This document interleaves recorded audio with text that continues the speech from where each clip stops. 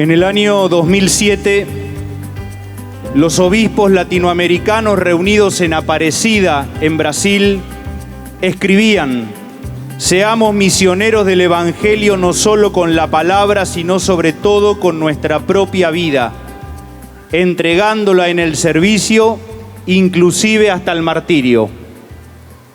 Hoy nos convoca a recordar y hacer memoria agradecida de quien encarnó hace 50 años esas palabras.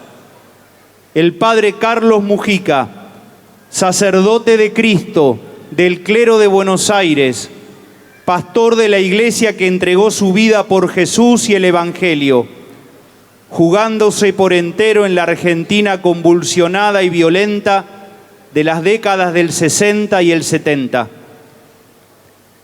La primera lectura relata la ascensión del Señor y cómo los discípulos permanecían con la mirada en el cielo mientras Jesús subía. Nosotros no queremos permanecer con la mirada en el pasado, rumiando nostalgia y melancolía. Tampoco con la mirada empañada por ideologismos que solo nos llevan a discusiones anacrónicas, ni con la mirada cargada de prejuicios y preconceptos que nos hacen creernos dueños de la verdad y medidores del profetismo de los demás. Queremos, con los ojos limpios por las lágrimas de tanto llanto de nuestro pueblo, por muchos fracasos, por promesas incumplidas y por una calidad de vida que se fue deteriorando a pasos agigantados a lo largo de estos 50 años, rezar juntos y hacerlo desde aquella oración de Mujica que conocemos tanto y tiene aún mucha vigencia, la meditación en la villa, escrita por él en 1972. Señor, perdóname por haberme acostumbrado a ver a los chicos que parecen tener 8 años, que tengan 13. Señor, perdónanos porque 50 años después parecemos estar acostumbrados a que nuestros chicos y adolescentes mueran todos los días por la droga y el maldito Paco que los consume, porque avanza la pandemia silenciosa del narcotráfico, que utiliza a los pobres como material de descarte, que promueve el sicariato, que seduce con dinero manchado de sangre a miembros del ámbito político, de la justicia y del mundo empresarial. En la Argentina de hoy, 7 de cada 10 chicos son pobres, pibes con hambre revolviendo la basura, chicos no escolarizados o con una instrucción demasiado básica, no pudiendo leer de corrido o interpretar un texto. Porque como decía Pablo VI en 1967, en la encíclica Populorum Progressio, un documento que influyó mucho en el padre Mujica y en toda la iglesia de aquella época. Y cito textual: la educación básica es el primer objetivo de un plan de desarrollo. Efectivamente, el hambre de instrucción no es menos deprimente que el hambre de alimentos. Un analfabeto es un espíritu subalimentado. Saber leer y escribir, adquirir una formación profesional es recobrar la confianza en sí mismo y descubrir que se puede progresar al mismo tiempo que los demás. Señor, perdóname por haberme acostumbrado a chapotear en el barro. Yo me puedo ir, ellos no. 50 años después seguimos chapoteando entre descalificativos y odios. Chapoteamos en el barro de la corrupción. Estamos acostumbrados a chapotear en el barro de los enfrentamientos constantes, mientras los más pobres siguen chapoteando en el barro de las calles de sus barrios sin asfalto y sin un plan de urbanización, porque estamos asistiendo a la discontinuidad de políticas públicas de integración de barrios populares que habían sido logradas con el consenso de gobiernos de distinto signo político y representantes legislativos. Señor, Perdóname por haber aprendido a soportar el olor de las aguas hervidas, de las que yo me puedo ir y ellos no. 50 años después, en muchos barrios se sigue viviendo entre las aguas hervidas de no tener cloacas, con todos los riesgos que ello tiene en la salud y en la calidad de vida de sus habitantes. Pero también nos hemos acostumbrado desde hace años a soportar la podredumbre de la inflación, que es el impuesto de los pobres, y aguantamos el tufillo de dirigentes rápidamente muy ricos y gente trabajadora siempre muy pobre. Hace rato que algo huele mal en la Argentina.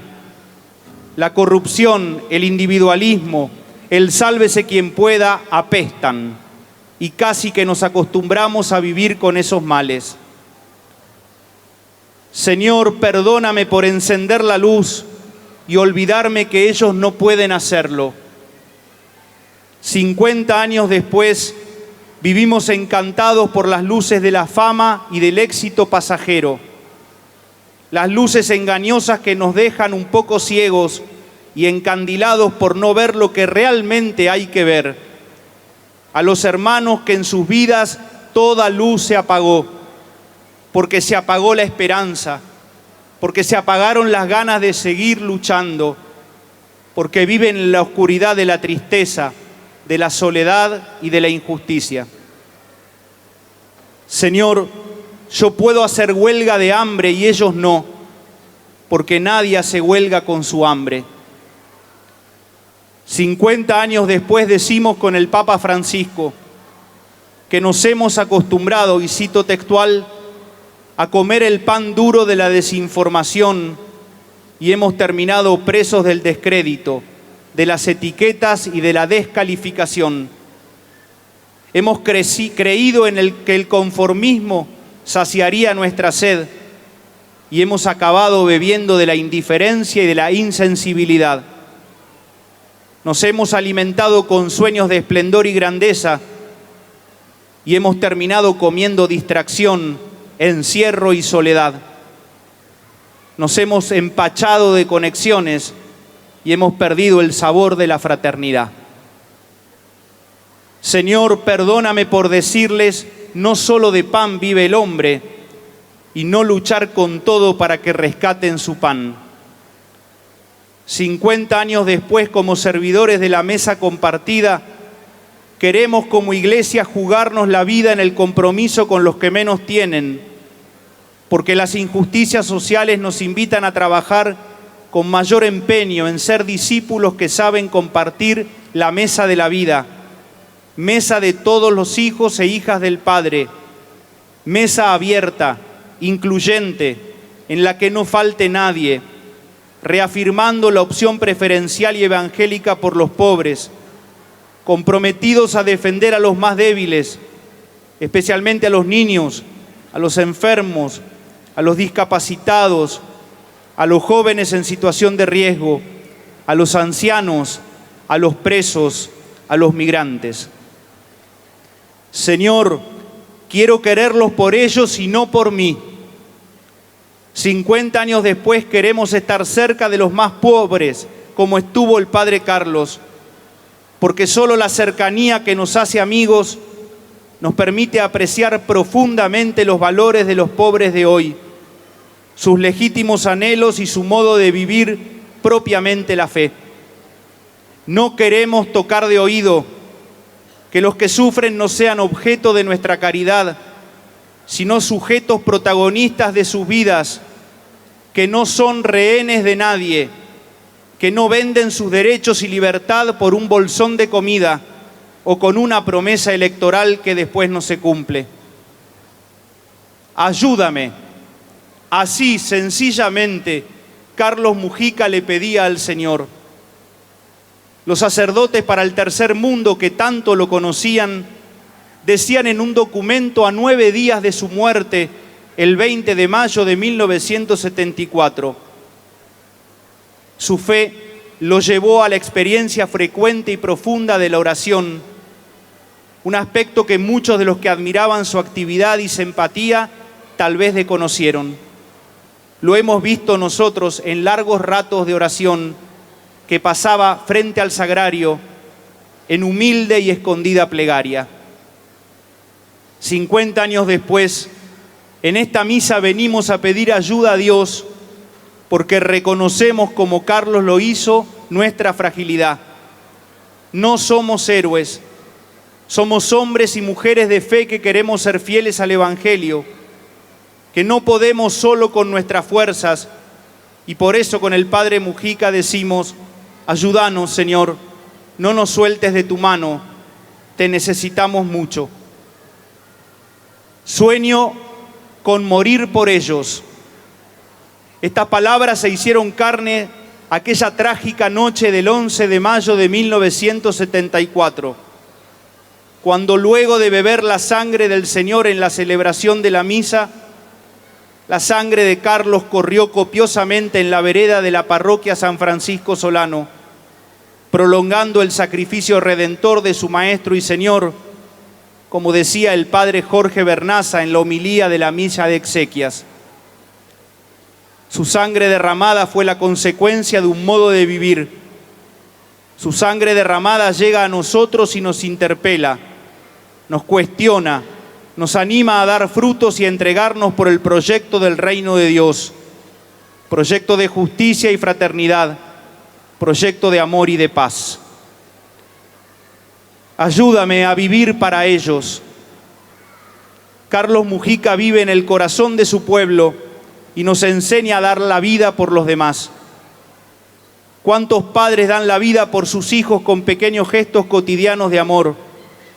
Amor gratuito que no pide nada a cambio. ¿Cuántos en nuestra sociedad dan todos los días la vida por otros?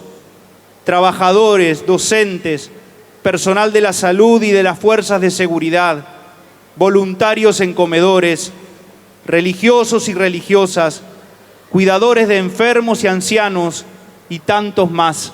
No serán tapa del diario, pero sabemos que con esos gestos cotidianos de darnos a los demás es con los que se construye nuestro pueblo como nación.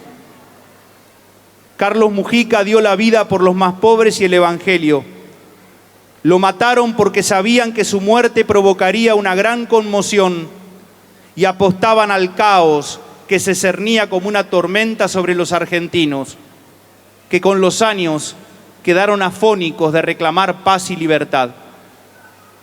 50 años después, prestamos nuestras voces para seguir reclamando por la paz y la justicia, convencidos que la violencia nunca es el camino. Señor, quiero estar con ellos a la hora de la luz. La hora de la luz es el instante inmediato posterior al momento más oscuro y tenebroso, el momento del asesinato, donde algunos pretendieron detener violentamente la causa y los ideales representados por el padre Carlos Mujica. Luego habrán comprobado lo ineficaz y lo contraproducente de su acción, porque la vida entregada y la sangre derramada de Carlos iluminaron para siempre el camino y son un faro en el seguimiento de Jesucristo. Una canción dedicada al padre Mujica dice: el que quiso luchar fácil, de las armas se valió. Carlos luchó y luchaba con hechos y una bala lo cayó. Porque vivió entre los pobres como lo hizo Jesús, sé que nos encontraremos a la hora de la luz. Y al final de la meditación en la villa, nuevamente y desde lo más profundo de su corazón sacerdotal, el padre Carlos vuelve a decir al Señor: ayúdame. 50 años después, ayúdanos, Señor, a no bajar los brazos. Ayúdanos a vivir como hermanos. Ayúdanos a construir una Argentina grande, una patria de hermanos. Ayúdanos a no callar el anuncio del Evangelio. Ayúdanos a seguirte con fidelidad y valentía como el padre Carlos Mujica, entregándonos hasta dar la vida. Amén.